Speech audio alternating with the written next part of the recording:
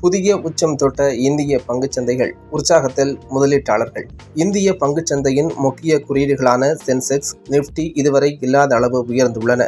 இதனால் முதலீட்டாளர்கள் பெரும் உற்சாகம் அடைந்துள்ளனர். அதாவது சென்செக்ஸ் குறியீடு இன்றைய வர்த்தகத்தில் 255 புள்ளிகள் உயர்ந்து 85,167 என்ற நிலையில் முடிவடைந்துள்ளது. அதேபோல் நிப்டி 63 புள்ளிகள் அதிகரித்து 26,004 என்ற நிலையில் உள்ளது. இது இதுவரை இல்லாத புதிய உச்சமாகும். மும்பை பங்குச்சந்தையின் குறியீடான சென்செக்ஸ் இன்று காலை 84,836 வர்த்தகத்தை தொடங்கியது. அதிகபட்சமாக 85,247 என்ற நிலையிலும் குறைந்தபட்சமாக 84,743 என்ற நிலையிலும் வர்த்தகமானது. இதேபோல் நிப்டி குறியீட்டு எண் அதிகபட்சமாக 26,032 என்ற புள்ளியிலும் குறைந்தபட்சமாக 25,871 என்ற நிலையிலும் வர்த்தகமானது.